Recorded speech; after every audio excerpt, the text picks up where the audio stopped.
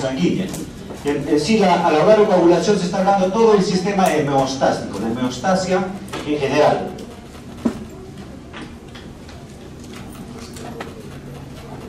Primero recordemos un poco la fisiopatología de la coagulación sanguínea.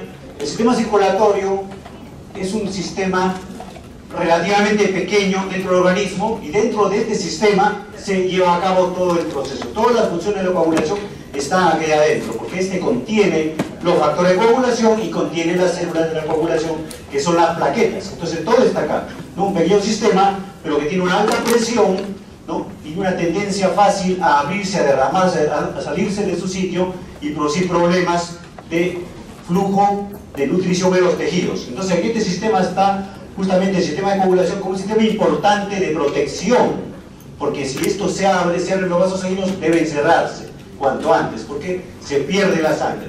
Y también si se tapa por dentro, si se cierra con un tapón, también, o sea, hay dos maneras: se abre, se cierra la sangre por afuera, y se tapa con un coágulo, se cierra la circulación de lo que sigue. Entonces siempre se establece el sistema de doble de coagulación y descoagulación. Es una cosa simultánea que ocurre en todos nosotros. En toda persona, en todo momento estamos coagulando y a la vez estamos descoagulando, ¿no?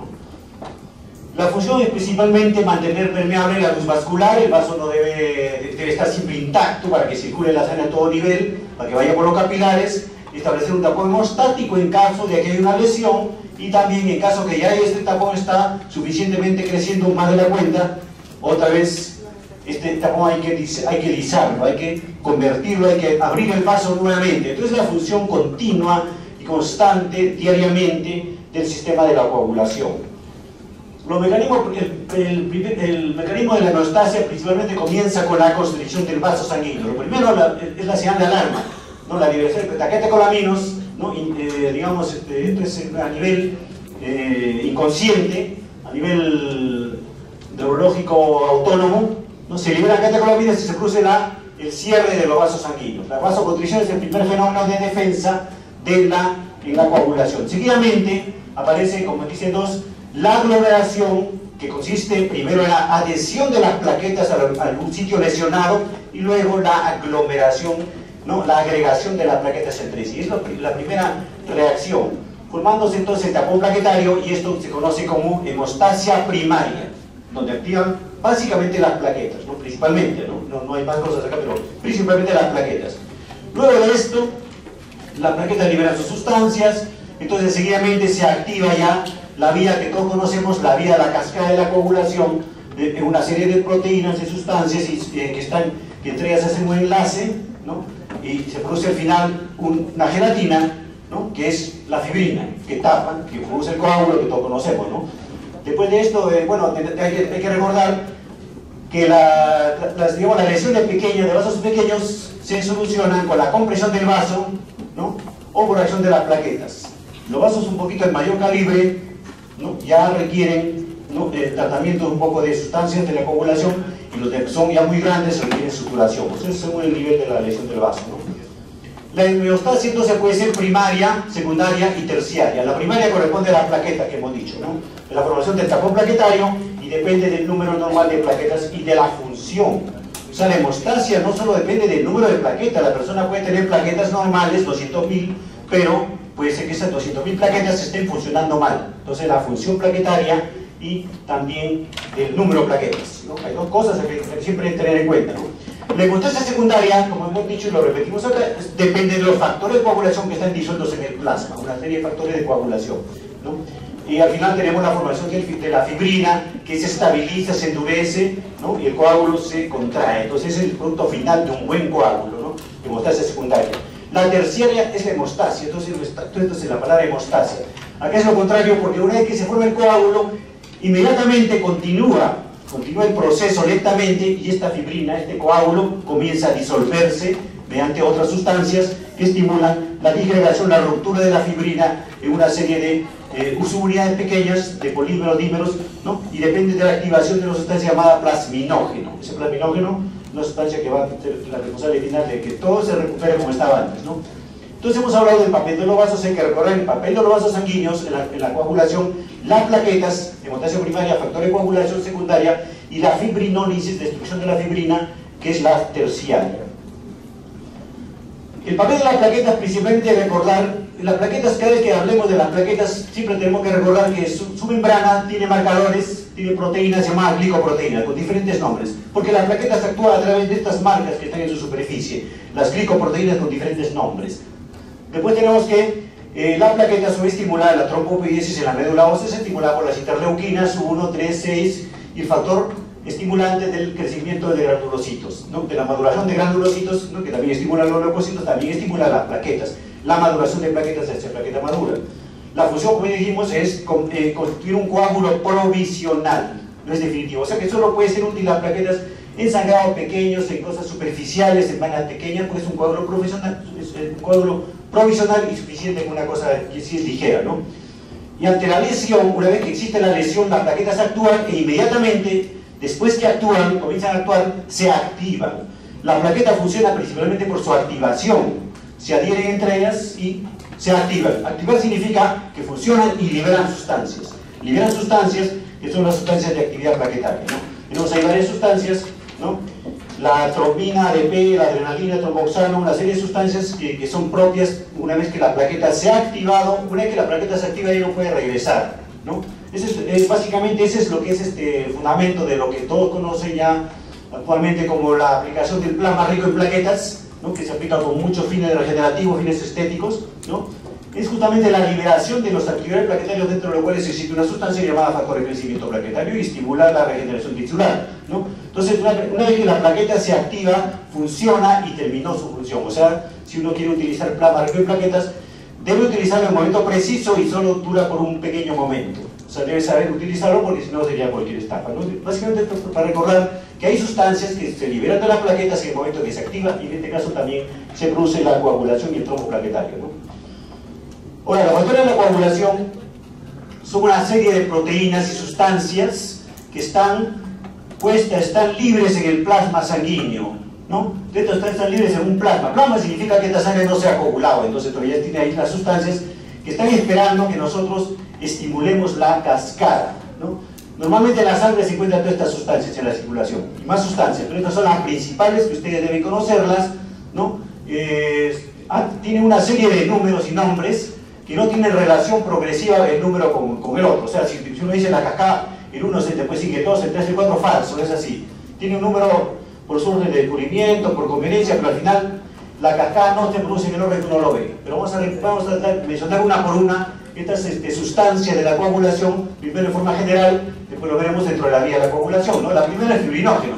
1, sustancia por excelencia, porque es la que se convierte en fibrina.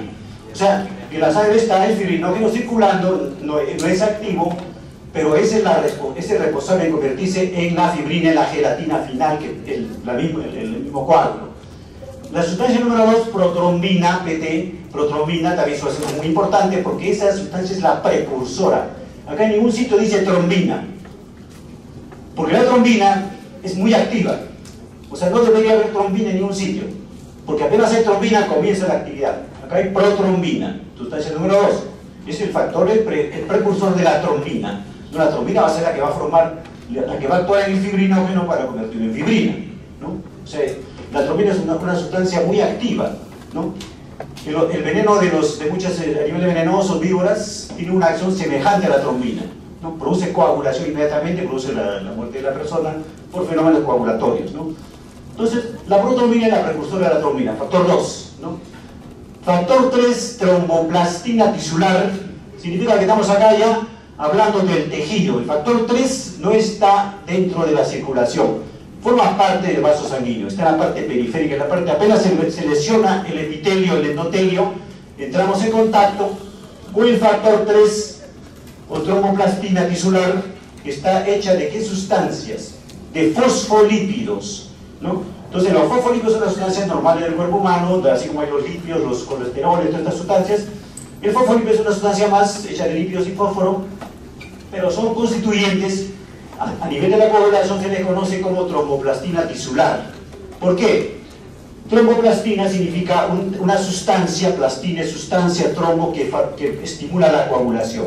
Entonces, el contacto con esta sustancia que está por fuera de los vasos sanguíneos. Una vez que se rompe el vaso, hay contacto con esta tromboplastina o fosfolipio, inicia el trombo, la coagulación, ¿no? Por eso se llama tromboplastina.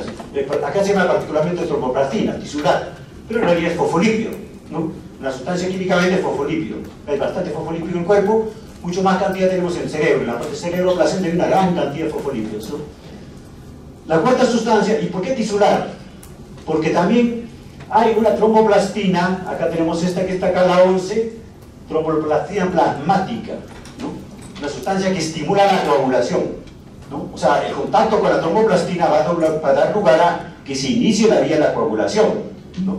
Entonces, una está en el plasma y otra está afuera. La que está afuera está lista para actuar, está lista, está como tromboplastina con fosfolípido listo para actuar. El cuarto factor que no deben olvidar, número 4, es el calcio. El calcio es importante en toda la cascada, en todas las transformaciones de una a otra vía hasta que se forme la fibrina, se presenta el calcio. El único lugar donde prácticamente el calcio no es importante para que se produzca el fenómeno de cascada es en la última parte. Cuando la protrombina estimula el fibrinógeno, cuando la protrombina se convierte en trombina. La trombina, para actuar en el fibrinógeno y convertirlo en fibrina, no requiere calcio. O sea, actúa por sí sola, por eso es un veneno. Apenas se coloca trombina o veneno víbora, se produce la coagulación sin o con calcio, ¿no? El calcio actúa en todo sitio, en todos los niveles, pero acá no, en la última parte no, ¿no? Factor importante, mineral, ¿no? Básico, los anticoagulantes que hacen, o sea, cuando uno tiene esos tubos, donde ve que la sangre no se coagula, EDTA o citrato de sodio, su función principal es bloquear al calcio, porque el calcio tiene que ver con toda la cascada, así que no se produce nada porque el calcio está bloqueado por los anticoagulantes, ¿no? El factor 5, factor lábil o proacelerina, es un factor más que junto con el factor 10, o sea, no trabaja solo, no tiene, es un cofactor y trabaja junto al factor 10 que vemos más abajo, ¿no? Pero es el factor lábil o proacelerina. El factor 6 no tiene importancia porque en realidad ustedes ven ahí, factor 5 es lábil o proacelerina, el 6 es la proacelerina activada, es el psicoactivado, o sea, se lo han puesto ahí ya de casualidad, ¿no? un palito más que significa que es el 5 que está activado, ¿no? Factor 5 entonces tenemos y 6, que es casi lo mismo, ¿no? Va en relación con el factor 10. El factor 7, estamos hablando primero de forma ordenada, después lo vamos a poner en orden en sus vías, ¿no? Factor 7, el factor estable, un factor muy importante, ¿no? Es el factor principal producido por el hígado, exclusivamente por el hígado dependiente de la vitamina K. Acá, si ustedes ven aquí los asteriscos rojos, ya hemos hablado acá, el factor 7 de arriba ya hemos hablado de la protrombina, una sustancia que forma la trombina, que es la más importante sustancia de la coagulación, ¿no? Son dependientes de la vitamina K, dependientes de la síntesis hepática. O sea, hay que tratar de acordarse siempre estos factores dependientes de la función hepática y la vitamina K, ¿no? Factor 7, principal, porque este es el factor que se activa inmediatamente con el contacto con el factor tisular, con el tejido abierto. Ahí se activa inicialmente el factor 7, ¿no? Factor 8 y factor 9, dos factores conocidos como los factores antimofílicos, ¿no? El factor 8, ¿no? La antimofílico A, y el 9, el factor de Christmas, antimofílico B. Dos factores, ¿no? El 8 y el 9. De ahora ya estoy mencionando de que en la cascada de la coagulación primero se activa el 9 y después el 8, por si acaso. Nos parece que primero es el 8, después el 9, pues el orden de número no es así, dijimos. En la cascada de la coagulación primero se activa el 9, después el 8, ¿no? También el factor de Christmas, el factor 9, también depende de la vitamina K y se sintetiza en el hígado. El factor 10 es el factor que inicia la vía común, como el de hueso, un factor Stuart Power, también conocido como el que inicia la vía común, ¿no? Que va a actuar junto con el factor 5, luego lo veremos. El factor 11, acuérdense que hay un factor tisular, factor 3, tromboplastina tisular, esa tromboplastina, ese fosfolipio inicia la coagulación, estimula que se inicie la coagulación, pero como está afuera no pasa nada. Está el vaso intacto, por fuera está la tromboplastina, así que no pasa nada, pero apenas se abre el vaso, el factor 3 estimula la coagulación. Pero dentro del plasma también tenemos otro factor, pero es el antecedente, el precursor, o sea, está inactivo. Es una tromboplastina circulando, peligrosa, está inactiva. Si se activa, se produce también la coagulación dentro de la trombosis.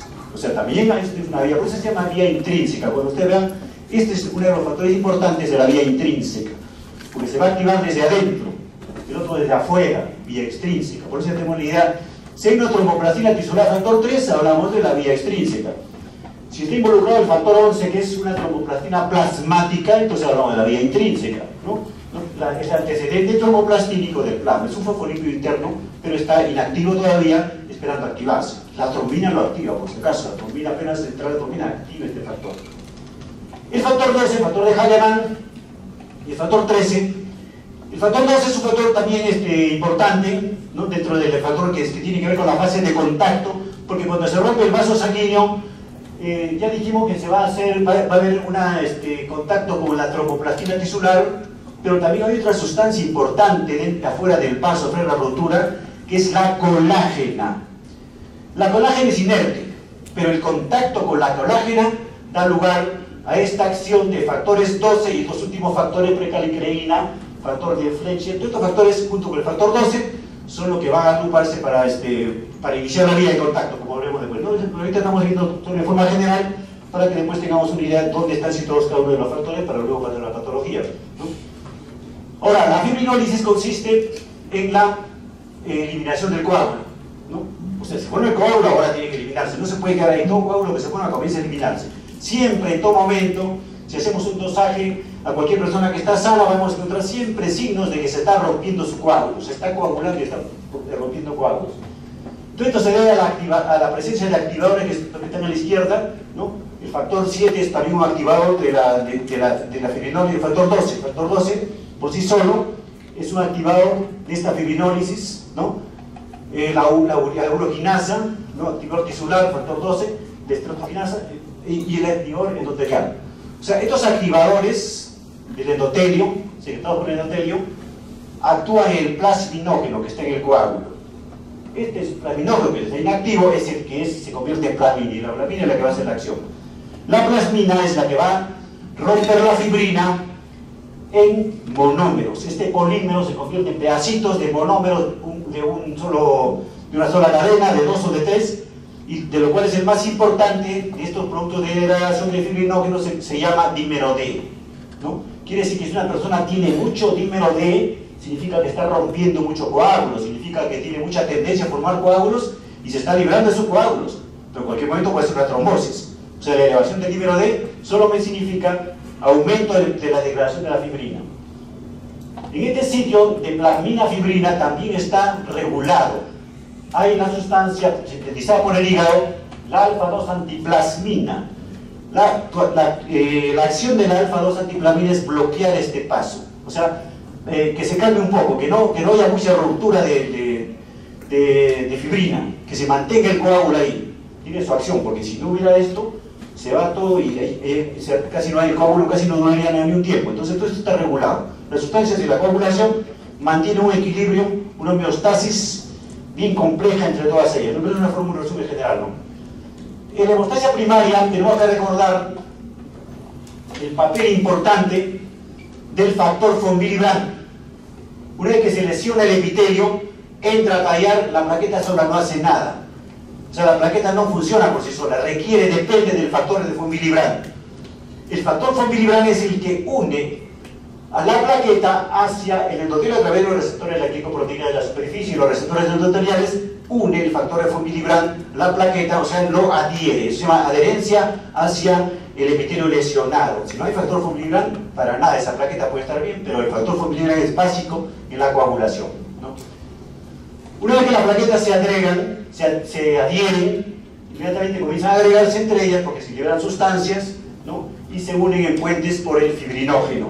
Ojo que el fibrinógeno acá solo funciona de puente, no es una sustancia activa todavía, porque el fibrinógeno es el que se va a convertir en fibrina.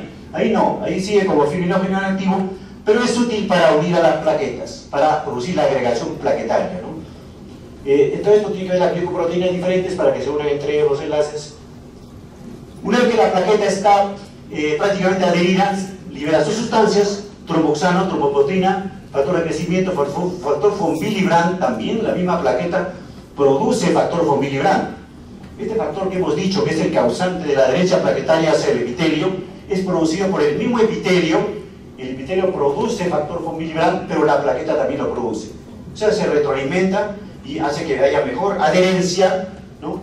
Y después entre el fibrinógeno se produce, también la plaqueta produce su fibrinógeno, y entre ellas hacen puentes y se produce la aglomeración y la agregación plaquetaria, y termina con la formación final del coágulo provisional, ¿no?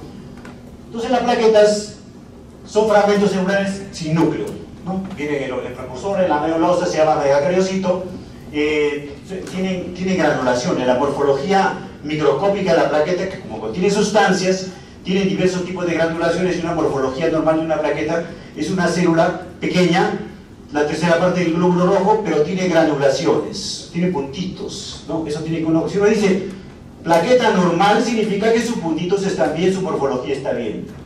Si algo le pasa a esa plaqueta, quizá la morfología esté alterada, ¿no? Entonces, son anucleadas, granulaciones múltiples, organelas múltiples, se ve en la microscopía, ¿no? Su síntesis, ya dijimos, está controlada por las interleuquinas, ¿no? 2, 3, ¿sí? La trombopoyetina también, síntesis normal de la fisiopatología original, ¿no? Son círculos cóncavos, inactivos, no unidos, están inactivos, ahí están circulando, esperando la mínima estimulación para producir sus funciones de adherencia, agregación y liberación de sustancias, ¿no? Ante el estímulo sufren cambios notorios de forma y de consistencia, ¿no? Basta que se estimule para que se active. La activación se demuestra de diferentes maneras, ¿no? Y estas plaquetas ya cambiaron, están activadas. Desarrollar receptores para los factores de coagulación, o sea, tiene que ver indirectamente con la coagulación, y también tiene la habilidad de unirse entre ellas y con el subendotelio. Se unen entre ellas por la agregación y la adherencia al subendotelio. Entonces, esas son las propiedades normales de la plaqueta intraocular. Acá no se mueve, pero acá lo que ocurre es el fenómeno de que primero es la adherencia, siempre quien está acá, este sería el factor von Willebrand, a través del factor von Willebrand, y luego la aglomeración o agregación plaquetaria, la función normal progresiva de las plaquetas, ¿no? Para estudiar la función plaquetaria, porque la persona puede tener una función alterada, la plaqueta puede estar bien de cantidad, 150.000 hasta 450.000, pero estando bien de cantidad puede ser que esté sangrando, esa plaqueta no funciona. Para estudiar, evaluar, ya sea la función o el número, entonces evaluamos de tres pruebas de laboratorio simples, bueno, sobre todo las dos primeras, ¿no? El laboratorio se basa en el tipo de sangría, el recuento de plaquetas, o sea, cuántas plaquetas hay, y el estudio de agregación plaquetaria. Son pruebas importantes. Aquí nos falta mencionar, que después se va a mencionar, lo que se llama la prueba de retracción del coágulo, ¿no? O sea que son 4 pruebas importantes generales del laboratorio para evaluar la función o en sí el valor del factor plaquetario, ¿no? La sangría, el recuento de plaquetas, ¿no? El estudio de la agregación plaquetaria y la prueba de retracción del coágulo, como lo veremos después, ¿no? Acá falta mencionarlo nada más, pero después se va a ver. En una difusión plaquetaria tenemos que cuando funciona mal las plaquetas, el problema básicamente, como ya dijimos, como es un tapón pequeño, una cosita ligera, básicamente se va a manifestar por sangrado a nivel de mucosa superficialmente, ¿no? Un exudado difuso, frecuentemente sospechar. O sea, se puede sospechar como diagnóstico de exclusión, paciente con hemorragia, hematoma, no tiene nada, las pruebas de laboratorio, la coagulación está normal, entonces las plaquetas podrían ser las que están alteradas, ¿no? Entonces, es la primera causa de un sangrado anormal después de la cirugía, ¿no? O sea, siempre que, por eso, un paciente antes de ser operado se le evalúa en cantidad de plaquetas, pero también en función, es importante. A veces uno se contenta con plaquetas normales, 180.000, ya lo opero, y sangra y factores están bien. Plaquetas que si estén mal, estén funcionando mal. El tipo de sangría es una prueba muy simple de laboratorio que se hace en el momento que se toma la muestra al paciente, ¿no?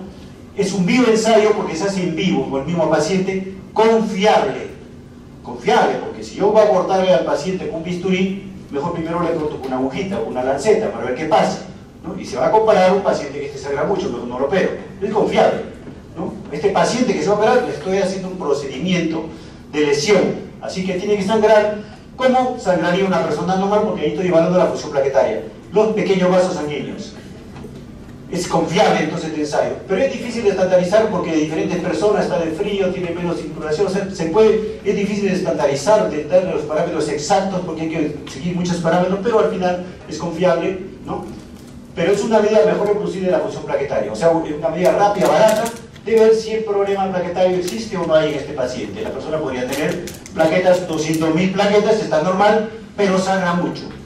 Como si está bien de plaqueta, porque sangra, porque esa plaqueta no funciona, algo le está pasando, o sea, que pues eso se llama la función plaquetaria, ¿no? El método más simple es el tiempo de sangría de Duke, ¿no? Duke. El del oído, que todos ustedes lo han visto en los laboratorios, ¿no? Consiste en hacer esterilizar la zona del oído en la zona de energía simple Z para tratar de estandarizarlo, ¿no? Se agarra el oído para estandarizarlo, ¿no? Una lanceta se hace una incisión, ¿no? De unos 3 a 4 milímetros, unas setas bien medidas, son las lacetas amarillas con código amarillo son las que son mejores para este procedimiento, ¿no? Acuérdense que los otros colores, los códigos son más pequeñitas, más delgadas. Para estas cosas se requiere una lanceta con una cuchillita que tenga ahí, no una aguja, sino una cuchillita abajo, ya con una cuchillita que sale y cortan para que se realice bien el proceso y de forma casi estandarizada, ¿no? Entonces se incide acá en la parte inferior, en la parte baja, se incide ubicada y simplemente se deja que sangre, ¿no? Y va a hacer su función las plaquetas. Lo normal es que sangre desde 1 minuto o menos, ¿no? Hasta 3 minutos, hasta 5 máximo. Entonces en 5 minutos ya debe parar, ni una huella de sangrado. Si pasa de 5 minutos ya estamos con problema. Ya tiene un problema de plaquetas. O es función plaquetaria o es número plaquetario. O habrá más cosas, ¿no? Es el tiempo de sangría de Duke, una forma muy rápida de evaluar al paciente con su normalidad. Un poquito más estandarizado, un poco ya se pone acá normas de cómo hacerlo, ¿no? Para que se trate de estandarizar, es el tiempo de sangría IBI, ¿no? El cual consiste, como usted ve acá, en el uso de un tensiómetro, ¿no? Y este tensiómetro se coloca una presión continua establecida ya, de 40 mililitros de mercurio. Y se establece que debe ser 40, o sea, ya se ponen reglas y normas, se trata de estandarizar, ¿no? Y se usa una lanceta estándar, ¿no? Que va a producir una herida más o menos de 1 milímetro acá, en el antebrazo, se ubicada y ya está, nada más. Y se espera que comience a sangrar. Entonces ya estamos produciendo una presión continua que está manteniendo para que no ocurra este problema de que está mucho frío, nada, o sea, está mejor, sale mejor, más preciso y va a sangrar igualito. Vamos a secar cada 30 segundos con papel secante, se va secando alrededor hasta que ya no mancha nada. Si no mancha, ya coaguló. Y esto se puede producir hasta el lapso de unos 10 minutos, ¿no? Es un poquito más prolongado, ¿no? Este sangrado puede ser más, pero si ya pasa, al final ya es una manchita pequeña, la cosa es que no haya nada, ¿no? Significa entonces que hay un problema plaquetario funcional o en número, ¿no? Entonces es cuestión del método que empleemos, es un poquito más establecido, pero los dos son tiempos de sangría. Los tipos de sangría está demostrado por varios estudios que van en relación directa, ¿no? Inversa, una correlación, que se llama correlación, ¿no? Inversa, ¿no? Entre el número y el tiempo de sangría. Tenemos acá, por ejemplo, paciente con 350.000 plaquetas, ¿cuánto sangra? 3.5. Después tenemos acá 200.000 plaquetas, ya demoran 5 minutos, el método IBI, ¿no? Entonces, hay una cierta correlación con el número plaquetario. O sea, va de la mano. O sea, el paciente puede estar sano inclusive, pero también el tiempo de sangría se va prolongando dentro del tiempo normal todavía. Y después, porque ya está patológico, sigue y ya un poquito cambia la curva, ¿no? La función plaquetaria puede verse afectada, o sea, se va a manifestar con tiempo de sangría prolongado y puede verse afectada de forma congénita. Esa plaqueta puede estar hereditariamente mal, ¿no? O sea, tiene problemas hereditarios la plaqueta, enfermedades hereditarias. Las drogas pueden afectar la función plaquetaria, la aspirina, por ejemplo, al alcohol, ¿no? La presencia de urea, uremia, ¿no? Afecta la función plaquetaria. Las hiperglobulinemias, los mismos productos de degradación del fibrinógeno pueden afectar la función plaquetaria, ¿no? Entonces, varias condiciones, la misma cirugía cardíaca, afecta la función plaquetaria. Entonces, el paciente con plaquetas normales puede ser que no esté coagulando, esté haciendo petequias con moretones por causa simplemente de una mala función plaquetaria, ¿no? Esta es otra prueba importante para evaluar la función plaquetaria, ¿no? Porque se llama test de retracción del coágulo, ¿no? Se basa en que dentro de los pocos minutos que se forma el coágulo, porque el coágulo de la fibrina, ese coágulo que todos conocen, del producto de toda la coagulación sanguínea, de todos los factores de coagulación, terminan en fibrinógeno y en fibrina. Ese coágulo comienza a retraerse, es lo normal, pero la retracción ya no depende de los factores de coagulación. La retracción, o sea, se retrae, se ajusta, se contrae, depende de las plaquetas. Entonces ahí está una manera más de evaluar la función plaquetaria, si el coágulo retrae o no. Porque esa retracción, que se encoge el coágulo, depende de la función plaquetaria. Depende de que las plaquetas se adhieren a la fibrina, jala la fibrina, se contrae, y el coágulo se contrae. ¿Y qué ocurre cuando el coágulo se contrae? Libera plasma, suero, porque ya está coagulado, libera suero, entonces uno ve la muestra con bastante suero, un buen coágulo retraído, eso tiene buena función plaquetaria. Pero si veo un suero medio fofo, coágulo medio fofo, está coagulado, de hecho que se coaguló, pero medio fofo, medio grande, poco suero, porque está atrapado en el coágulo, no hay función plaquetaria. Entonces la prueba de retracción de coágulo sirve justamente para ver, gracias a estas sustancias, ¿no?, de la actina y miosina de plaquetarias, la trombasterina, ¿no?, para contraer la fibrina, el coágulo de fibrina, lo contrae y da lugar a la liberación de mucho más cantidad de suero. Como en este caso vemos aquí la prueba, ¿no?, incubada en 1 hora, 35 grados centígrados, el tubo con un tubo de vidrio con sangre, nada más. Se coloca un tubo de vidrio con sangre, sin anticoagulante, para que se coagule, ¿no? Acá las plaquetas funcionan bien porque a la hora se coagula y jala, se retrae y el suero se exprime hacia arriba. Entonces una buena cantidad de suero, normal. Aquí hay un problema de función plaquetaria, está coagulado, pero ese coágulo está mezclado con suero por dentro, no está contraído, está muy dilatado, ¿no? Entonces hay una falla en la función plaquetaria. En el laboratorio lo que se hace es evaluar este volumen, esta cantidad, esta proporción de líquido. Si hay muy poco líquido, menor del 40%, se dice que la prueba está fallando. Ese paciente tiene problema plaquetario probablemente, ¿no? Problema de la función de la plaqueta, que es la retracción de los coágulos. Ahora, el otro estudio para evaluar la función plaquetaria es las pruebas de agregación plaquetaria. O sea, ya dijimos que la plaqueta primero se adhiere hacia el endotelio, gracias al factor folicular. Seguidamente las plaquetas entre ellas se agregan, se amontonan entre ellas. Esa es una función más. Una segunda función de la plaqueta, amontonar y formar el tapón plaquetario, ¿no? Entonces, hay una prueba para evaluar la capacidad de agregarse las plaquetas, porque si las plaquetas están enfermas o tienen un problema de función, en muchas enfermedades no facilita que las plaquetas puedan agregarse, no se pueden amontonar, ¿no? Entonces tenemos acá que se usan sustancias que estimulan la agregación, como la epinefrina, el colágeno, la aristosefina, el ADP. El ADP se usa con mucha frecuencia, que estimula la agregación plaquetaria, ¿no? Entonces este es un método. ¿Cómo es este método? Básicamente consiste en que al paciente se le prepara una muestra del paciente rica en plaquetas, ¿no? El paciente puede tener baja plaqueta, no importa, pero la muestra es una muestra rica en plaquetas porque se centrifugó especialmente para que el plasma tenga lo más que pueda de plaquetas de ese paciente, ¿no? Y se le pone el estimulante de la agregación plaquetaria, que puede ser ristocetina, ADP, epinefrina, cualquier sustancia se estimula la agregación de las plaquetas. No hay que se agregan, se caen las plaquetas, se amontonan, caen abajo, y uno alumbra acá, y la luz va a pasar fácilmente. Acá no pasa fácilmente. Este cambio de la transmitancia de la luz a través del tubo va a dar lugar a un cambio evidente, que significa que sí se han agregado, pero si no cambia la transmitancia significa que no ha pasado nada, no se agregó bien. Entonces esa es la forma como el principio para evaluar la transmisión de la se llama la agregación plaquetaria, ¿no? Entonces las plaquetas también pueden tener defectos congénitos, y esto es frecuente. Los defectos congénitos de plaquetas son estas enfermedades que están mencionadas. Una de las que más se menciona es la enfermedad de Bernard-Solier, ¿no?, en la cual está afectada la adherencia de la plaqueta hacia el endotelio. El problema acá en esta enfermedad es la adherencia, la primera función, ¿no? La Bernard-Solier se caracteriza principalmente por plaquetas grandes. En el microscopio solo se ven plaquetas grandes, morfológicamente, que parecen ya del tamaño del glóbulo rojo, ¿no? Plaquetas solo por el tamaño, pero sus gránulos están normales, sus características internas están normales. La segunda patología conocida hereditaria es la trombastenia de Glanzmann, plaquetas sin ganas, trombastenia que no tiene ganas, plaquetas sin ganas. ¿Por qué? Porque estas plaquetas no se amontonan entre ellas, no se agregan, un defecto en la agregación plaquetaria, ¿no? Entonces, aquí tenemos, cuando no se agregan, no se amontonan, no se hacen sociabilizar, entonces se llama trombastenia de Glanzmann, ¿no? Eso, el defecto es la agregación plaquetaria, hereditaria también. Acá también la morfología está bien, sobre la función. El otro trastorno por defecto de almacenamiento, ahí sí comienza a haber problemas ya con la morfología, porque al no haber, para faltarle sustancias, dentro de la plaqueta no puede liberar sus sustancias, entonces ya cambia la morfología, sobre todo en la última forma. El síndrome de la plaqueta gris, ¿no? Y ahí estamos hablando de un color, ¿no?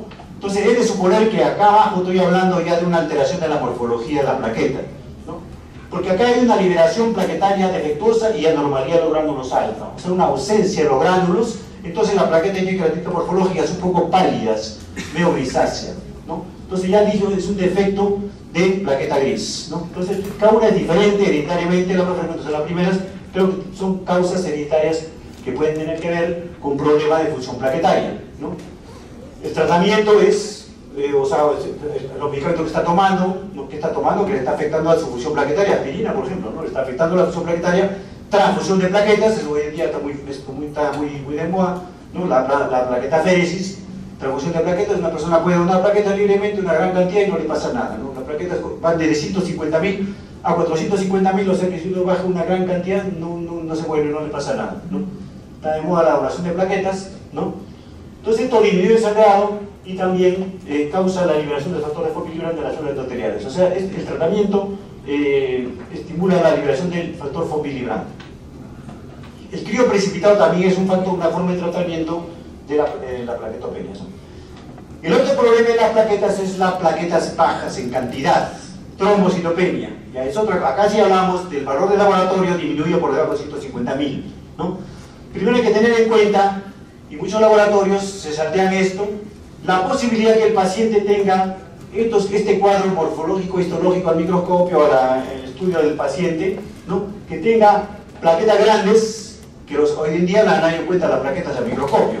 Hoy en día todas las plaquetas son contadas por equipos automatizados, pero estas plaquetas grandes se le van a escapar a los equipos automatizados y no lo van a contar y van a decir que hay menos plaquetas, y puede haber un error, porque son muy grandes, han pensado que se matía, es un equipo un poco no tiene mucha calidad, y se salteó la plaqueta grande. Son errores ficticios, son trombocitopenias facticias, falsas, ¿no? La agregación plaquetaria es frecuente, esto que está acá, ¿no? Plaquetas amontonadas, los equipos van a pensar que es una formación diferente, es un leucocito, no lo cuentan y se están pasando bastante plaquetas. Muchas veces las plaquetas tienen a amontonarse, es un problema de laboratorio, no es un problema del paciente, ¿no? Por los reactivos que uno usa, por los anticoagulantes, ¿no? Hay un caso que había recién hace poco en el hospital Loaiza, el paciente tenía 24.000 plaquetas, ¿no? Se le hace el análisis de 24.000 plaquetas, entonces se ve la necesidad de transfundirlo, se le transfunde 4 unidades de plaquetas concentradas, viendo ese 24.000 plaquetas, que lo hacen en el servicio de hematología, y el paciente al día siguiente se le pide nuevamente que le informe la cantidad de plaquetas, pero que tal le va, ¿no? Porque quería operar. Y sabe que tiene 9.000 plaquetas, totalmente contradictorio. 9.000 plaquetas, eso es lo que se informa porque lo pidieron por emergencia, una cosa rápida, 9.000 plaquetas, así que por la contradicción nos mandan un particular, porque no creen, no puede ser que haya bajado en vez si le han pasado 4 unidades de plaquetas, ¿no? Y resulta que particularmente en un laboratorio de garantía sale que tiene 70 y tantas mil plaquetas, o sea, había subido pero otros 9.000. ¿Qué ha pasado? Cuando uno revisa este caso va a ver que el equipo envió la alarma de agregado plaquetarios. Plaquetas bajas no había, pero había bastante plaqueta amontonada. En este paciente le han transfundido plaquetas, esas nuevas plaquetas podría ser que se hayan amontonado. Un nuevo comportamiento nada más es una cosa de laboratorio, pero puede ser causante de una falsa plaquetas bajas, ¿no? También existe el satelitismo plaquetario, en lo cual las plaquetas tienen a doblarse alrededor de los leucocitos. Todo esto lo tiene que descartar el laboratorio, la persona que está haciendo el laboratorio, para no informar unas plaquetas falsas, que no están disminuidas. Las plaquetas pueden estar disminuidas porque simplemente un vaso está grande. El vaso está grande, así que secuestra las plaquetas, no las mata, pero están ahí guardadas. O sea, no hay navaja en plaquetas, pero en la sangre salen disminuidas porque están secuestradas en el vaso, sin que sea una disminución real. Puede estar hemodiluidas, un paciente que está quemado, no, al contrario, un paciente que está muy como un plasma, un suero, hemodiluidas, entonces tenemos acá plaquetas disminuidas falsamente, ¿no? La verdadera causa de disminución plaquetaria verdadera, ¿no? O sea, puede ser por una producción defectuosa en la médula ósea, entre los huesos, o por un exceso en el consumo de las plaquetas en la parte de afuera, en la circulación, ¿no? La producción disminuida se va a manifestar por disminución de megacariocitos, o sea, si no se produce, que no hay entonces en la fábrica, no hay los megacariocitos que son los precursores de las plaquetas, causan neoplásicas, leucemias, anemia plástica, ¿no? O sea, la anemia plástica es un problema de la médula ósea, que no fabrica nada, no quiere fabricar ni plaquetas, ni leucocitos, ni hematíes, ¿no? Intoxicada esa médula por muchos medicamentos, ¿no? Carcinoma metastásico que llega a la médula y la destruye, esa médula no funciona, medicamentos que bloquean la síntesis de las plaquetas de las sustancias, las células de la médula ósea, radioterapia o el cáncer. ¿no? Los medicamentos cancerosos que bloquean la mitosis, el cáncer mismo, la radioterapia. Todo esto no deja que se formen las plaquetas bajas, por falta de la fabricación. De sólidos primarios de la médula ósea, ¿no? En la síntesis de las plaquetas se requiere vitaminas, no hay vitamina B12, no hay ácido fólico, así que no se puede formar muy bien la plaqueta y no se forma, hay trombocitopenia. B12, las meduloblásticas, ¿no? Los síndromes mielodiplásicos precancerosos, esa médula no funciona bien, está medio enferma, así que no quiere sintetizar plaquetas, ¿no? Enfermedades mieloproliferativas también, que es lo que sigue del mielodiplásico, y algunos síndromes congénitos. Son problemas de que esta médula no fabrica y se va a manifestar con una disminución de los megacariocitos. El estudio de la médula ósea es importante para evaluar siempre la causa de estas plaquetas bajas, porque quisiera saber si estas plaquetas se están fabricando o se están consumiendo. Si no se están fabricando, hay una disminución de los megacariocitos, ¿no? En cambio, la destrucción incrementada significa que hay una buena fabricación, entonces hay un incremento, el cuerpo la médula trata de responder ante la pérdida periférica. Entonces el informe es un incremento de megacariocitos, entonces ahí debo pensar en otros problemas diferentes, ¿no? Hay un acortamiento de la vida plaquetaria, incluso hay macroplaquetas. Macroplaqueta es una plaqueta grande, es una plaqueta juvenil, es como decir un abastonado que una infección que sale temprano. Entonces una plaqueta temprana, el hecho que haya macroplaquetas significa que el cuerpo está botando plaquetas juveniles, ¿no? Como reticulocitos más o menos a nivel de plaquetas, ¿no? Macroplaquetas, ¿no? Respuesta pobre a la transfusión de plaquetas. O sea, si uno le pasa plaquetas a este paciente que está destruyendo, para nada le estoy pasando porque se va a destruir por el problema que está siendo destruido. La transfusión de plaquetas es muy buena en el paciente que no sintetiza. El paciente que no forma plaquetas, ahí sí conviene darle plaqueta, pero el que está destruyendo, ¿para qué? Entonces respuesta pobre, ¿no? Causas inmunológicas, o sea, anticuerpo contra las plaquetas, linfoma, en linfoma ocurre esto, la púrpura trombótica idiopática, acá hay anticuerpos contra las plaquetas, enfermedades autoinmunes, ¿no? Lupus eritematoso, ¿no? Reumatismos y muchos medicamentos que producen una reacción inmune contra la plaqueta, o sea, anticuerpo contra las plaquetas, destruir las plaquetas. Consumo de la plaqueta a nivel periférico, tenemos acá el CID, por excelencia, coagulación intravascular diseminada. De hecho, esta coagulación me está produciendo un consumo múltiple sistémico de plaquetas por todo sitio. Entonces hay una baja de plaquetas producto de consumo. Y el cuerpo responde con un incremento de megacariocitos, ¿se acuerdan? ¿No? Púrpura trombótica trombocitopénica. Se producen los trombos por todo sitio, pequeños microtrombos, coágulos pequeñísimos por todos los vasos sanguíneos, parecido al CID. También se consumen las plaquetas, ¿no? Síndrome urémico hemolítico, parecido al primero, ¿no? Y la septicemia también de destruir las plaquetas, ¿no? Entonces son todas condiciones destructivas periféricas y en las cuales la médula responde con, como dice acá al comienzo, con un incremento de los megacariocitos. Es clave para distinguir las cosas, ¿no? Esa es la parte plaquetaria. Ahora hablamos ya de los factores de la coagulación. La cascada de la coagulación, ¿no? Está compuesta de una serie de sustancias, como he dicho, de 13 sustancias principalmente, llamadas los simógenos, que se convierten en enzimas. O sea, simógenos es el que va a producir una enzima, es el precursor, está inerte, ¿no? Entonces se convierte en enzimas por proteílisis limitada. Se forman complejos que requieren calcio, factor 4, factor 4. Superficie de fosfolípidos, dijimos que el fosfolípido es la sustancia principal tisular o interno que estimula, que inicia la cascada de la coagulación. Y al final, ¿qué tenemos? ¿No? La sustancia más potente es esta, que se llama trombina.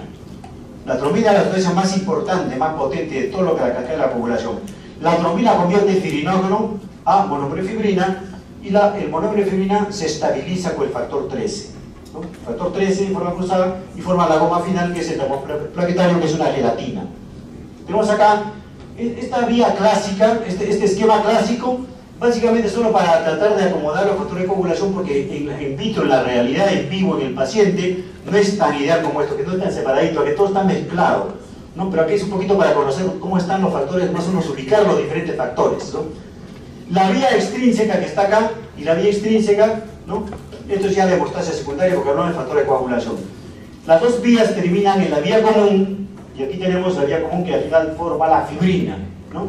Ahí mismo podemos ver que a la izquierda está la vía intrínseca, tiene muchos más factores involucrados, por lo tanto, demora más. Cuando uno dice, si yo le hago la prueba de acá, esta prueba demora más segundos que la prueba que mide la vía extrínseca. Como veremos después cuáles son las pruebas, ¿no?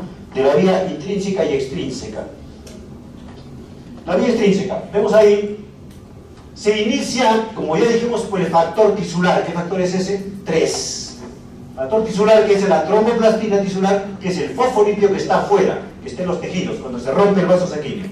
Este factor activa inmediatamente el factor 7 y nada más. El factor importante es el 7, sintetizado ¿dónde? En el hígado, dependiente de la vitamina K. Y terminó porque el calcio es un factor que está por todo lado, dimensional. El calcio, hemos dicho que el calcio se pone ahí, pero el calcio está por todo sitio menos al final, ¿no? Calcio. Y actúa en el factor 10, que es el factor central, factor 10 activado. O sea, acá el único factor importante es la vía extrínseca, el factor 7, dependiente de la vitamina K, estimulado por el factor tisular. Y ahí termina. Rapidito. Y llega a la vía común. Después lo veremos la vía común, ¿no? Entonces ese es el paso, lo que hay que recordar, que es dependiente, mucho depende de la vitamina K. La vía intrínseca tiene más factores involucrados, se llama la vía de contacto porque se inicia con el factor, con la caliprenina 1, K1, K2, ¿no? Y el sinógeno de alto peso molecular. Son 3 cosas que junto con el factor 12A se activan en contacto con ¿qué? En la vía in vitro se activa con el vidrio. El vidrio, o sea, la sangre cae en el vidrio y se estimula la activación de contacto con el vidrio y se estimula la unión de estos factores iniciales, ¿no? Factor 12 o factor de Hagemann, ¿no? Pero en vivo se activa por el contacto con el colágeno. Acá tiene que ver colágeno. El colágeno es el factor de contacto, ¿no? Al final todo esto termina activando el factor 11. Pero el factor 11, ¿qué cosa era? Es el más importante, si hablamos de vía intrínseca. El factor 11 le da el nombre de vía intrínseca, porque es la tromboplastina plasmática cuando se activa. Pues el factor 11 activado se convierte en una tromboplastina plasmática, que es el factor plasmático. Y la tromboplastina es la que precipita, inicia todo y la que potencializa la coagulación a través de, vemos ustedes la activación del factor 9 primero y después del factor 8, al revés, ¿no? De los números. El calcio siempre está por ahí y termina en el factor 10. ¿No? Es la secuencia un poco más larga de la vía intrínseca. La vía extrínseca se evalúa a través de una prueba llamada tiempo de protrombina, cuyo valor normal significa que va de 11 a 14 segundos, significa que el coágulo se va a formar en 11 a 14 segundos apenas inicio la activación de la vía extrínseca. Este reactivo del tiempo de protrombina consiste en tromboplastina placentaria, ¿no? O sea, estoy usando, en vez de tromboplastina tisular del vaso sanguíneo, in vitro uso la tromboplastina sacada de las placentas y uso el calcio, listo, ¿no? Lo coloco en el suero, en el plasma, lo coloco en el plasma, se inicia la coagulación con esta tromboplastina ya lista y en 11, 14 segundos tengo el coágulo. Eso se llama tiempo de protrombina. O sea, evalúa la vía extrínseca y si está prolongada significa que hay una deficiencia del factor 7, porque el 7 es el que está involucrado. Significa que hay un problema hepático, porque el factor 7 es específico, funcional, es sintetizado por el hígado. La vía intrínseca, para simular la vía intrínseca, necesito sílice, polvo de sílice, se reactiva el TTP, está constituido por sílice, por polvo de vidrio, por polvo de piedra, ¿no? Que equivale a la colágeno. Tengo también un fosfolípido, ¿no? Que equivale al factor 11, activado. Fosfolípido de vegetal, que tiene una equivalencia al factor 11, y el calcio, como siempre. ¿Por qué uso calcio en los dos lados? Porque el paciente está bloqueado con anticoagulante, ya su calcio objetería está bloqueado. Así que tengo que darle una sobrecarga de calcio para que pueda iniciarse toda la coagulación. Calcio y se precipita la coagulación, pero por la forma intrínseca. Y va a demorar más, y la coagulación se produce en 25 a 39 segundos, que es la forma como evalúo toda esa cascada de la parte izquierda de la vía de la intrínseca. Después tenemos la vía común, porque las dos vías confluyen acá en el factor X, factor 10, ¿no? Acá al centro, el factor Store Power, el factor 10, ¿no? El cual junto con el factor 5, es un cofactor, el factor 5, el calcio, fosfolípido, todo esto ya está amontonado, pero acá lo que vale es el factor 10 y el 5, van a actuar, ¿no? En la protrombina. La protrombina todavía está tranquilita, y la protrombina es la que se convierte en la sustancia más poderosa que es la trombina. La trombina es la que va a dar lugar a la conversión del fibrinógeno en fibrina, y la cual con el factor 13 se va a estabilizar la fibrina. Y ahí se terminó la coagulación, pero inmediatamente comienza también a descoagularse. Entonces la vía común, ¿no? La vía común depende de la presencia de fibrinógeno. Si el paciente no tiene fibrinógeno, por alguna cosa se le acabó el fibrinógeno, o nació con poco fibrinógeno, tiene problema con esto, no funciona esto que está acá, porque no tiene qué cosa convertir en fibrina, ¿no? Entonces depende del fibrinógeno, la vía común, ¿no? Entonces estas son las tres vías principales. ¿Pero qué tenemos acá? Tenemos acá un conglomerado de los factores, porque en la vía in vivo ocurre esto que está acá. Están los mismos factores, pero un poco mejor ordenados, lo que ocurre in vivo. Vemos acá, ¿no? El trauma da lugar al contacto con el factor tisular TFP, tissue factor, ¿no? El factor tisular, la tromboplastina tisular, estimula el factor 7. 7 es el que tiene que depender del hígado, ¿no? Factor tisular, factor 7, y de frente pasa el 10, de frente, ¿no? El 10 activado, ¿no? El 10 junto con todos los factores 5 convierte la protrombina en trombina, y la trombina es el causante principal del fibrinógeno fibrina, y esto se asegura. ¿Por qué hemos dicho que la trombina es el agente más potente? Porque si hablamos de la vía intrínseca, que comienza con la superficie dañada en contacto con la colágena en el lado de acá, la vía intrínseca, si a un paciente le faltaría el factor 12, si una persona tuviera deficiencia del factor 12, no le pasa nada, no sangra, no tiene problemas. Entonces, como que la vía intrínseca no es importante. La deficiencia del factor 12 es muy leve, no hay ningún problema. Inclusive la deficiencia del factor 11 tampoco produce un problema un poquito ligero, pero no es tan grave. Pero sobre todo es importante pensar, si no hay factor 12, no se podría producir ninguna activación de nada. Sin embargo, ocurre la realidad que el factor 12, la deficiencia no produce ningún problema de coagulación. O sea, no es importante esta vía. In vivo, la trombina, una vez formada, estimula, esta es la trombina, estimula, esta es la rayita, por acá, ¿no? La trombina estimula al factor 11, ya no necesita el factor 12, o sea, la vía extrínseca es la vía real, ¿no? Porque la vía extrínseca es la que va a iniciarse con el tejido, con el contacto con el fosfolípido tisular, se llega a activar la trombina. Una vez que tenemos trombina, solita se retroalimenta la propia vía intrínseca, sin contacto, sin colágeno, sin factor 12, ¿no?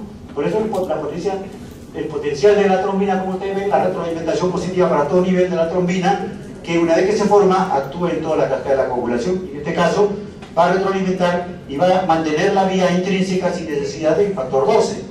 Eso para que uno entienda por qué el factor 12 no tiene importancia, pero sí existe como parte que ayuda a coadyuvar en la coagulación, ¿no?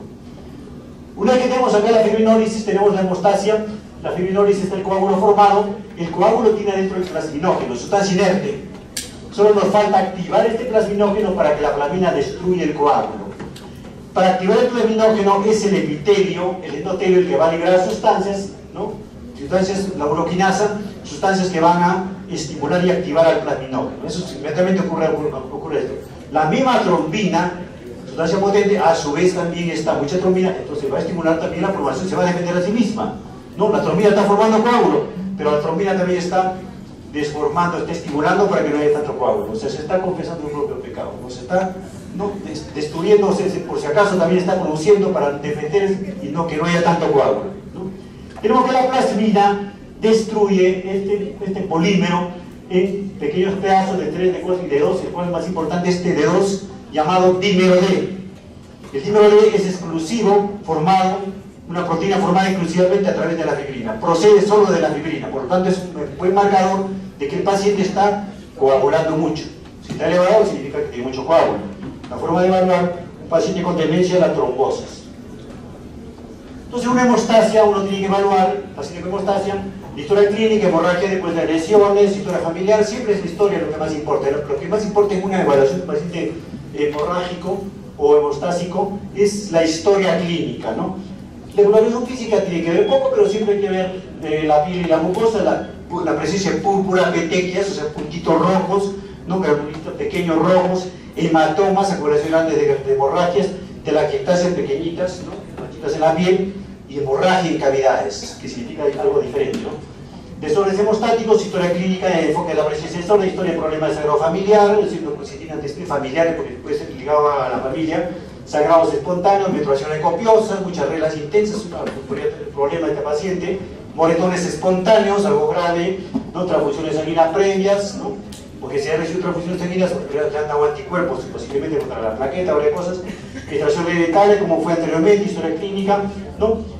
El examen físico del paciente raramente es útil. No tiene para qué, para ver si hay petequias o quizá un gran hematoma, ¿no? En realidad más importa la historia clínica, los datos antecedentes, familiares, todo esto, para desentarlo bien el posible diagnóstico de este paciente, ¿no? El laboratorio esencialmente para determinar el defecto específico.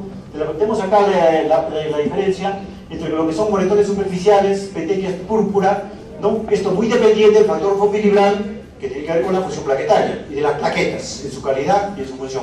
En cambio, cuando tenemos hematomas, ya sospechamos la posibilidad clínica de un defecto en los factores de la coagulación, una hemofilia, por ejemplo, ¿no? Y otros factores de coagulación que varios, ¿no?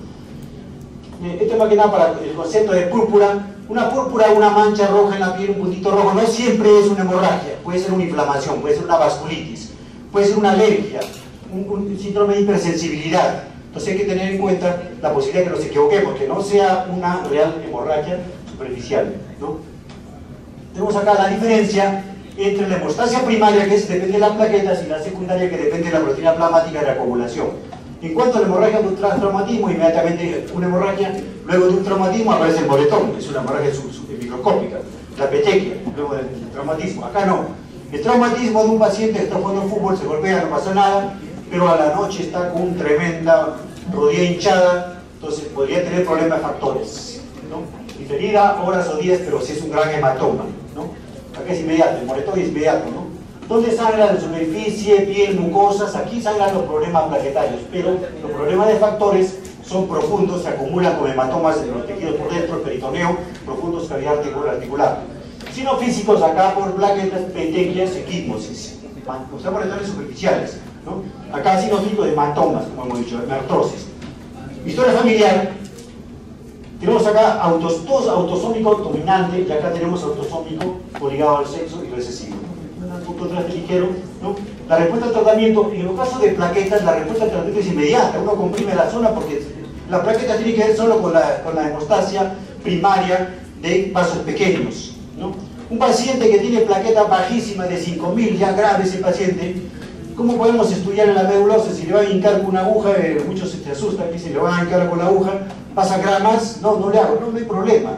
La única forma de evaluar a un paciente con una severa baja de plaquetas, para estar seguro cuál es el problema, se debe hacer una médula ósea para ver si está fabricando o no está fabricando. Se le mete la aguja nomás porque el tratamiento es inmediato con presión de la zona, no hay problema. El problema sería si al paciente le falta factores, una hemofilia.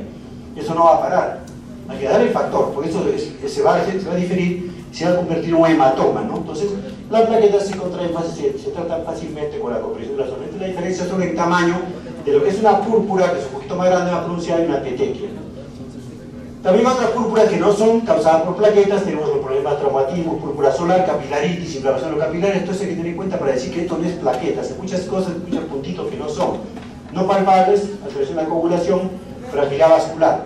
La fragilidad vascular es una cosa frecuente, el paciente tiene petequias, tiene complicadores de pulgas fácilmente, pero lo que pasa es que están bien de plaquetas, están bien de fosfolibral, están bien de factores. ¿Qué le está pasando? Porque tiene sus petequias, ¿no? Entonces sus vasos sanguíneos se rompen fácilmente. Entonces aquí hay que hacer una prueba llamada la prueba de Lazo o Rumpenlied, como después se verá acá, ¿no? O sea, es una prueba importante para descartar que no estamos ante ese problema, ¿no? La presencia de trombosis son palpables. Si uno palpa la petequia, lo palpa, ¿no? Y lo siente y no lo puede desaparecer, ahí está inflamado. Esa es otra cosa. Eso es una púrpura, como dice al final, una vasculitis o quizá un embolio. Es otra cosa, eso no es hemorragia, ¿no? Es una inflamación, una vasculitis, ¿no? Para estudiar la deficiencia de los factores de coagulación, porque los factores son varios, ¿dónde estaría el problema? Se evalúan todos los factores y se va probando cuál es el que le falta, uno por uno, ¿no? En el laboratorio se comienza a descartar con diferentes plasmas, se va probando, pero la evaluación inicial es con el tiempo de protrombina, que está abajo, que dijimos que la vía extrínseca, y el TTP, que está al final, que es para ver la vía intrínseca, La primera evalúa, acá está básicamente el factor 7. El 2 y el 5 son la vía común, así que todo lo vuelvo para acá, exclusivamente el factor 7. El 10 está acá, ¿no? La TTP ya evalúa más factores, y aquí está el factor 12, que ya dijimos que puede faltar, no pasa nada. El factor 11, ¿no?, que es la tromboplastina plasmática. El factor 8 y 9, antihemofílicos. O sea, la hemofilia se hace solo con este método del TTP. Un paciente con hemofilia va a dar normal el TTP, porque aquí no veo ningún factor 8 ni 9. Eso está para este lado, para el TTP, ¿no? Así que si una prueba me da TTP prolongado y me da TP normal, el problema está para el lado de la intrínseca, podría ser una hemofilia, 8, 9 o 11 inclusive, ¿no? Una prueba importante, así como la tipo de sangría, pero en este caso para evaluar ya no las plaquetas, sino la coagulación, los factores de coagulación, es esta prueba muy simple que es la prueba de coagulación, que consiste en agarrar al paciente con una aguja en el dedo, hincarle una gota de sangre, y la gota de sangre colocarla en el vitrio. El vitrio va a ser las veces del colágeno, va a ser el factor de contacto, que junto con los factores de Hagemann, factor 12, factor de calicreína, va a iniciar la activación del factor 11, de plasma. Y se va a iniciar lentamente la coagulación, y que va a durar de 5 hasta 10 minutos. A los 5 minutos recién se acuerda de la gota, con una lanceta comienza a levantar, y cuando ya levanta una fibrina cada 30 segundos, y después cuando levanta una fibrina hacia arriba, ya coaguló. Eso ocurre hasta los 10 minutos, ¿no? De esa manera he evaluado los factores de la coagulación. Evalúo en forma en vivo y real que este paciente tiene problemas con factores. Si fuera un paciente con hemofilia, con defecto factor 8, factor 9 o factor 11, no habría este coágulo, demoraría mucho. Cualquier falla de factores de la vía intrínseca, acá no hay factor 7, porque el factor 7 se estimula ya dijimos, por el fosfolípido tisular, y aquí no estoy usando el fosfolípido tisular, acá estoy usando solo el vidrio, factor de contacto que equivale al colágeno. O sea, ahí sí vale el factor 12. O sea, en la vía intrínseca, en la vía in vitro, si interviene el factor 12, pues la única forma que se active el factor 11, con el factor 12 y el contacto con el vidrio. Ahí es válido. Pero dentro del cuerpo no. En el cuerpo ya dijimos que la trombina activa el factor 11, ¿no? Entonces, para el estudio de la vía de coagulación, se debe estudiar el factor deficiente, ¿no? ¿Cuál es el que está faltando de una serie de ensayos para evaluar en sí cuál es el problema con ese paciente, ¿no? Al evaluar la vía de la coagulación, ¿no?, a veces nos sale que el paciente no coagula, que la prueba demora en coagular. Entonces uno falsamente puede sospechar que le falta algún factor. En realidad puede ser que el paciente tenga bien sus factores, pero puede ocurrir que tenga, ¿no?, sustancias que están actuando contra los factores, que están inhibiendo al factor, o quizá que estén actuando contra los reactivos de análisis. El paciente puede tener sustancias agregadas que modifican la respuesta de la prueba. Por ejemplo, acá dice, es importante, tenemos que distinguir si existe en el paciente una presencia de un llamado sustancia anticoagulante lúpico, ¿no? Hay un síndrome llamado síndrome antifosfolipídico, SAF, ¿no?, en el cual el paciente, generalmente autoinmunes, ¿no?, forman anticuerpos contra los fosfolípidos del organismo interno, ¿no? Esos anticuerpos más bien le producen incremento de trombosis. Pero lo malo es que la prueba sale prolongada. ¿Por qué será, no? El paciente tiene trombosis, no tiene hemorragia, pero demora en coagular in vitro en la prueba, ya veremos por qué, ¿no? Eso es cuando existe el anticoagulante lúpico. Pero también puede tener, ¿no?, sustancias bloqueadoras de las proteínas de la coagulación. Pues en ese caso sí hay una hemorragia mayor, ¿no? En el caso de un anticoagulante circulante, ¿no?, contra factores, un anticuerpo contra el factor de la coagulación. Son dos cosas diferentes, ¿no? Cuando tenemos esta duda, porque un paciente puede ser que tenga un TTP, los normales hasta 39, un TTP de 70 milisegundos. Va a ser operado y resulta que salió con 70 segundos.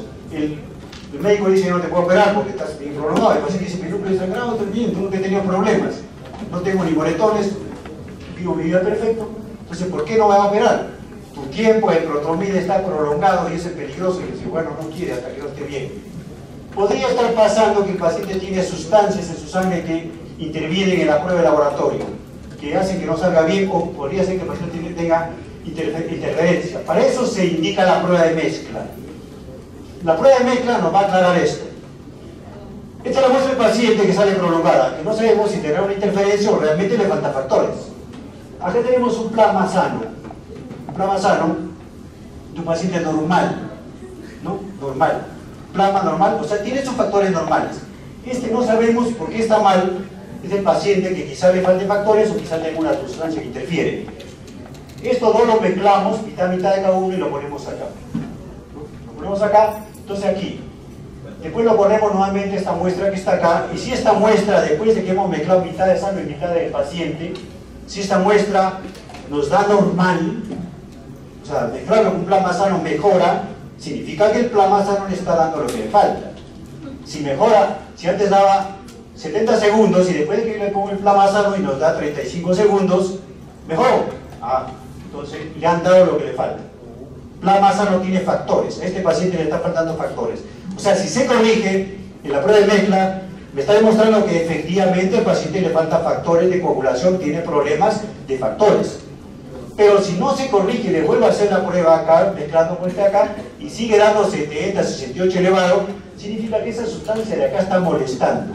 Hay algo en el plasma del paciente que está interfiriendo y sigue interfiriendo porque mientras no le siga poniendo, por más que le ponga algo sano, no mejora nada, ¿no? El paciente tiene una sustancia que interfiere. Puede ser un antifosfolipio, un anticuerpo contra el factor, entonces alguna cosa que interfiere, y para ello hago la prueba y lo mido nuevamente y de esa manera puedo descartar si realmente le faltan factores. Si este paciente yo le hacía esa prueba y veo que tiene ese problema, sí lo puedo operar porque veo que realmente tiene razón, que el problema era una sustancia que interfiere.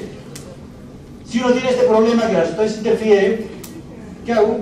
Le pido de frente una cosa más fácil, tiempo de coagulación.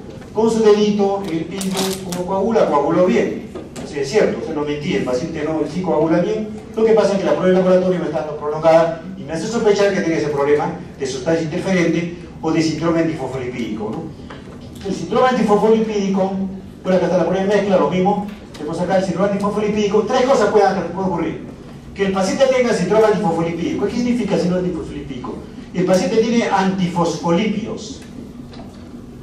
Cuando yo agarro la sangre del paciente que tiene antifosfolipios y le pongo mi reactivo, el reactivo para iniciar la coagulación in vitro, los reactivos son en base a fosfolípidos. El paciente va a destruir el reactivo, ¿no? El plasma del paciente tiene antifosfolipios y no antifosfolipios, si destruye el reactivo, no funciona para nada. O sea, si da prolongado no es porque esté mal el paciente, sino que no puede funcionar bien.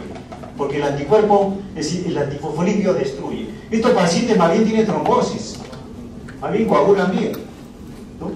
La otra causa es que el paciente tenga anticuerpos contra los factores, o sea, sus factores están bien, no tiene hemofilia, no tiene deficiencia de factor 8, no tiene deficiencia, pero tiene sustancias, anticuerpos que no dejan actuar a los factores, ¿no? Entonces eso también se va a ver con esta prueba de mezcla. Entonces esas condiciones se descartan, pero ¿qué ocurre si yo le pongo una prueba de coagulación simple de la gotita en el vidrio? Va a coagular y me va a ayudar a pensar que el paciente no tiene problemas, ¿no? Por eso que en una prueba en laboratorio uno pide TP, tiempo de coagulación, por si acaso, ¿no? Para comparar todos los resultados. No es que uno solo vale varios exámenes para aparecer la prueba, ¿no? Acá está nuevamente la prueba, mezclar en un tubo la prueba de plasma del paciente que tiene TTP prolongado con el plasma, realizar la mezcla TP y ya hemos dicho que si se corrige, entonces significa que le faltan factores, es deficiente factores, ¿no? La hemofilia es el defecto hereditario, ¿no? Ligado al sexo recesivo. O sea que para que se manifieste totalmente, tiene que ser totalmente homocigote, ¿no? Pero puede ser también un mosaico y puede manifestarse de forma parcial. Lo cierto es que es una enfermedad hereditaria, hemofilia, de efecto de dos factores. Puede ser el factor, la hemofilia A y la hemofilia B. Factor 8, la mayoría son factor 8 y también un poco más raro, el factor 9. La deficiencia de factor 8 9 nos da la hemofilia A y la hemofilia B. La deficiencia de factor 9, la hemofilia B, también se conoce como enfermedad de Christmas, ¿no?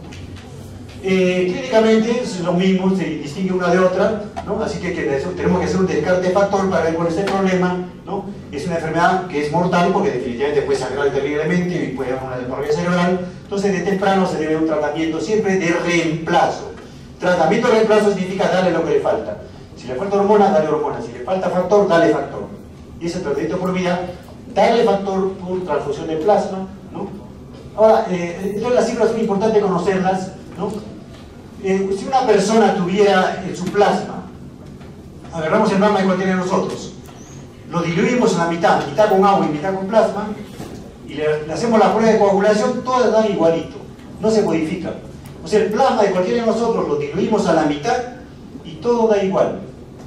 Quiere decir que los factores que tenemos están en buena cantidad. Hasta con el 50% de factores que tenemos, todo va bien, no se siente nada. Tenemos factores de sobra, ¿no? Para que haya una hemofilia debe estar bien grave la deficiencia de factores. O sea, un paciente que tiene 50% no pasa nada, toda la persona puede estar así, por eso es la prueba de la mezcla. Si yo le pongo mitad-mitad, no pasa nada. Pongo el sano, el paciente no se debilita, ¿no? Para que haya una hemofilia tiene que estar por encima alrededor del 5%, 10%. Y ese es leve, hemofilia leve. Para que sea moderada, va de 1 a 5% de deficiencia. O sea, el factor ha bajado tanto al 5% de lo que debe ser el total. Y cuando es severa, recién está por debajo del 1%. O sea, una cantidad bajísima de factores encima se manifiesta como los síntomas de la hemofilia. Eso hay que tener en cuenta para que uno no se asuste tan rápido con un factor de 70%, ¿no? Esto no es nada, 50% nada, 40%, 30% no es nada. No tiene problemas hemorrágicos así. Para que sea esta hemofilia tiene que ser una severa baja. Esto es causado hereditariamente, ¿no? Entonces, evitar los síntomas de cada uno, que son más severos a medida que se hace más deficiente por debajo del 1% grave. Entonces, recién por debajo del 1% tenemos síntomas espontáneos, hemorragias espontáneas. En el que es leve tenemos acá un sangrado solo con trauma ligero, y no es una cosa espontánea, solo cuando se provoca el traumatismo, ¿no? Básicamente. Y ahí tenemos al final el factor 9 y el factor 8, que se acompañan también, como son problemas congénitos, con varios defectos agregados genéticos múltiples, ¿no? Con el factor 9 tenemos 800 más defectos genéticos y con el factor 8 más o menos 1000 defectos más agregados. Es una gran cantidad de defectos, ¿no? La deficiencia del factor 11, esto también se considera otra hemofilia, ¿no? Para hemofilia, otra hemofilia de deficiencia del factor 11. ¿Qué es el factor 11? Repetimos acá nuevamente, es el antecedente tromboplastínico preplasma. Este factor es el factor importante en la vía intrínseca porque es la tromboplastina plasmática cuando se activa, ¿no? Este defecto produce problemas sangrados ligeros clínicamente, pero que sí se manifiestan de forma espontánea, de forma repentina, luego de la cirugía. En el momento que se corta, comienza a sangrar, nadie se esperaba. No se estudió este factor, no se dieron cuenta, comienza a sangrar. Y si coincidentemente había un defecto, cuando se estudia después, problema legal, porque al paciente se le hizo todas las pruebas normales, pasó desapercibido, se pasó a operación y sangró. Causa frecuente de problemas de juicios, porque en el momento que ya corta, recién se dan cuenta todo. La sangría fue normal, todo fue normal, pero aquí cuando se cortó, hubo un problema. Otra enfermedad importante para tener en cuenta, para comparar con las hemofilias, es la enfermedad de von Willebrand. El factor von Willebrand es una sustancia producida por, ya dijimos, por las plaquetas y por el endotelio. Hemos dicho que el factor von Willebrand tiene que ver con la función plaquetaria, con la adherencia de las plaquetas y el endotelio, ¿no? También el endotelio sintetiza una proteína con ese peso molecular, 220 peso molecular, ¿no? Es un dímero, tiene múltiples. La cosa que es sintetizado por células endoteliales y megacariocitos y plaquetas, ¿no? La secreción estimula. La función principal de esta sustancia es la adhesión plaquetaria básica, o sea que si hay deficiencia del factor von Willebrand, va a haber problema de sangría, de sangrado, de coagulación, problema de plaquetas, no porque esté mal la plaqueta, sino porque le falta su sustancia importante para funcionar, para adherirse al vaso sanguíneo. Pero una función agregada del factor von Willebrand es la estabilización del factor 8. O sea, tiene que ver con el factor 8. O sea, tiene que ver con dos cosas. Este es el factor que liga a las dos coagulaciones, a las dos etapas de la coagulación, a las dos coagulaciones primaria y secundaria. Liga a la función de las plaquetas, que tiene por un lado la que es primaria, y liga al factor 8. Tiene que ver con los dos. Un paciente con deficiencia de factor von Willebrand se va a manifestar por alteraciones en las plaquetas y alteraciones en la vía de la coagulación, ¿no? Porque liga las dos cosas. Herencia autosómica dominante, ¿no? En este caso es dominante, autosómica, ya no es sexual como la hemofilia, o sea, es diferente. La hemofilia era ligada al sexo, esta es autosómica, el cromosoma es autosómico, ¿no? Dominante, la otra era recesiva, lo contrario de la hemofilia, ¿no? Penetración variable, paciente. Bueno, la historia que se encontró pacientes con ausencia de factor 8, ¿no? Había pacientes con ausencia de factor 8, o con deficiencia de factor 8, si sea hemofilia, si sea nada. Después, en el 57, se encontró que a estos pacientes que tenían un factor 8 disminuido, le pasaban plasma de un hemofílico deficiente factor 8 y mejoraba el factor 8 del paciente. ¿Qué está pasando? O sea, si el paciente, ya sabemos que el hemofílico es deficiente factor 8, no tiene factor 8. A este paciente que tenía factor 8 bajo, le pasamos plasma de un hemofílico, que también no tiene factor 8, mejoraba el factor 8 del paciente. Mejoraba, o sea, un hemofílico le ayudaba. Algo había ahí. Por lo menos no es problema de factor 8. Porque el hemofílico tenía algo en su plasma, que no era el factor 8, que le ayudaba a que este sintetice su propio factor 8, o active su factor 8. Esta es la sustancia, el factor fomilibran, que estimula, que activa, que estabiliza el factor 8. Y le estábamos dando lo que el otro no sufría. El hemofílico no tiene factor 8, pero sí tiene el factor fomilibran. El factor fomilibran, en este que le faltaba, le estimulaba su factor 8.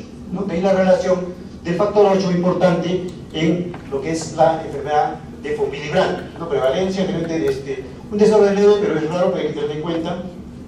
Tenemos acá, clínicamente, ¿no? La enfermedad de von Willebrand se va a manifestar por un tiempo de tromboplastina parcial activada. ¿Por qué? Porque estamos hablando del factor 8, así que el TTP que mide la vía intrínseca va a estar prolongado. Eso es clave en el diagnóstico de la enfermedad de von Willebrand. Un TTP prolongado vía intrínseca, por el factor 8 que estamos diciendo, ¿no? Porque acá no hay una deficiencia de activación del factor 8. El nivel de actividad, bueno, la actividad también está disminuida por la eritrocetina, es para ver en forma directa, pero acá otra cosa importante es la actividad disminuida, digo, está actividad factor 8 disminuida, ¿no? Por lo tanto una TTP prolongada por factor 8. Pero tiene un tiempo de sangría prolongado. O sea, ahí está la combinación. Por un lado problema factor y por un lado problema de sangría. O sea, las dos cosas. Sangría prolongada, porque ya dijimos, porque las plaquetas dependen del factor von Willebrand, por eso tiene las dos cosas. La agregación plaquetaria, ¿no? Está inducida por eritrocetina disminuida, ¿no? Y un número variable, ¿no? Tenemos acá la diferencia de las dos sustancias que hemos hablado, el factor 8 y el factor von Willebrand, diferentes son cada una de ellas, son enfermedades diferentes, los dos parecen corregíparos, pero acá tenemos la función. El factor von Willebrand es adhesión plaquetaria, ya dijimos al comienzo, pero también es estabilización del factor 8. O sea, estabiliza el factor 8. Acá solo es la formación del factor 8, acá, no, en la hemofilia es la formación de la fibrina, nada más. ¿Dónde se sintetiza el von Willebrand? En el endotelio y en los megacariocitos y las plaquetas. Acá el factor 8 en el hígado, hepatopatías, deficiencia del factor 8. Autosómico dominante y el sexual recesivo, ¿no? El hemofilia, un paciente con hemofilia con defecto factor 8-9, está normal el factor von Willebrand, por eso lo que pasaba hemofílico a ese paciente y le mejoraba su factor 8. En el acá, en hemofilia sí está baja, porque justamente es una deficiencia de factor. En cambio, la enfermedad von Willebrand, ¿no? Está disminuido el factor von Willebrand, ¿no? Y también está bajo el factor 8, porque el factor von Willebrand es el que estimula el factor 8. O sea, los dos están bajos. Es para diferenciar las dos condiciones de laboratorio, y aquí se ve la sangría, ¿no? Ya dijimos que el von Willebrand, como tiene que ver también con la plaqueta, se está prolongado y está prolongado a los dos lados. En cambio acá, una hemofilia va a tener una sangría normal, paciente con hemofilia, con deficiencia de factor 8, lo que sea, 9, 11, tiene una sangría normal porque no tiene nada que ver sus plaquetas acá, pero sí tiene el TTP prolongado, o sea, un tiempo de coagulación prolongada. En cambio este tiene los dos afectados, porque tiene que ver con las plaquetas y con la activación del factor 8. Esto sobre todo para diferenciar las dos condiciones, ¿no? El tratamiento no tiene mucha importancia. Corregir la sangría de demopresina para estimular la síntesis también. Con la demopresina se estimula un poco la liberación de este factor von Willebrand de lo mínimo nuclear.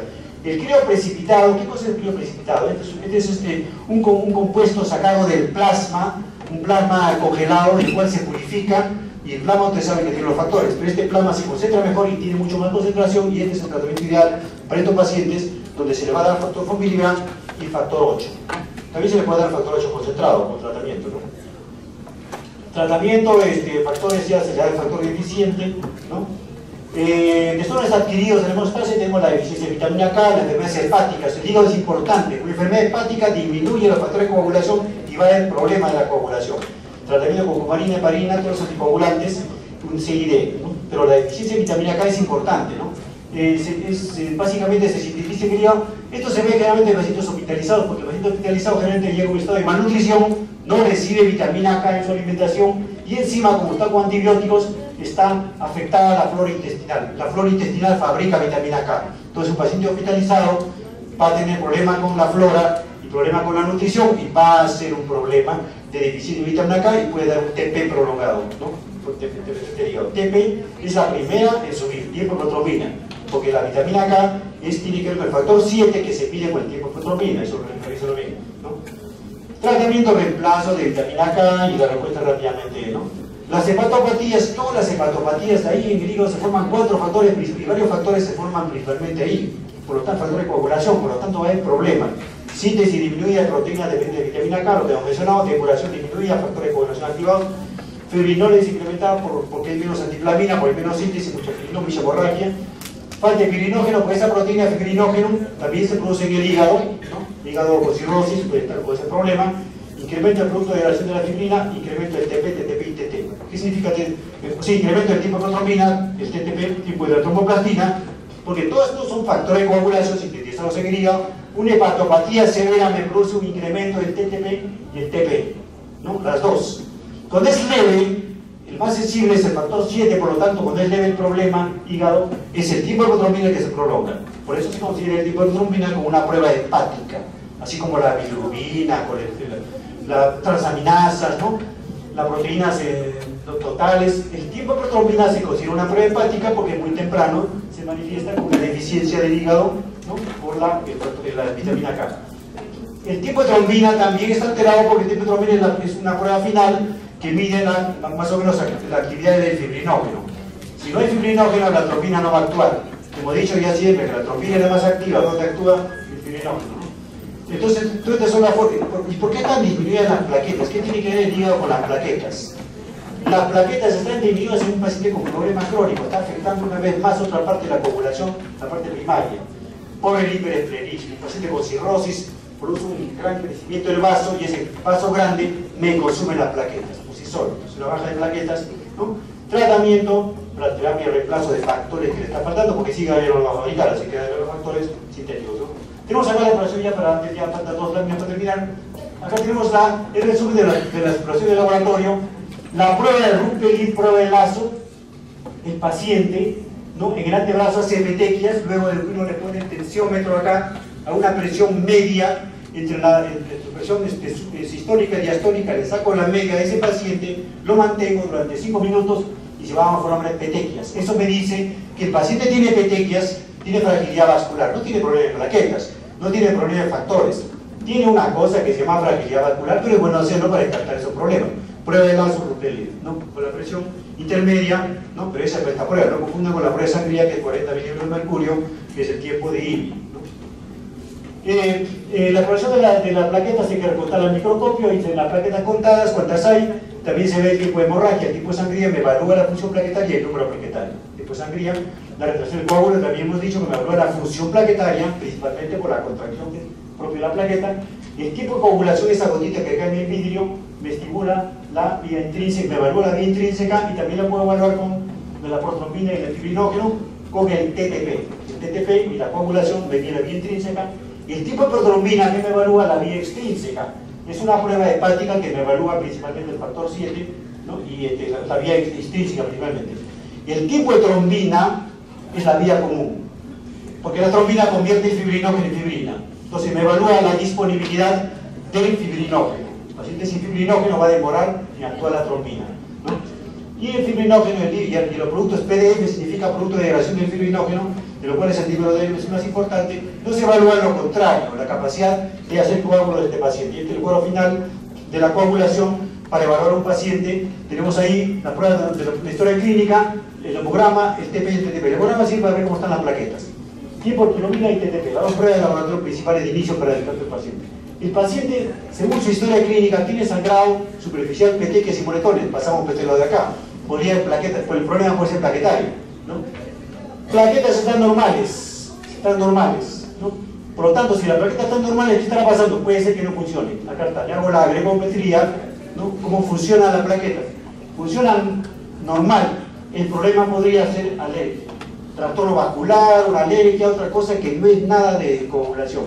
Pero si no funcionan las plaquetas, entonces enfermedad von Willebrand puede estar ahí, enfermedad hepática o plaquetopatía, ¿no?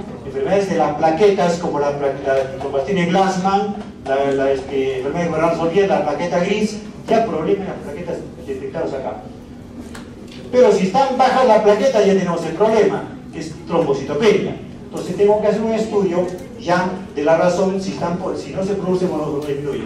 Entonces, para terminar, entonces yo estudio los factores de coagulación.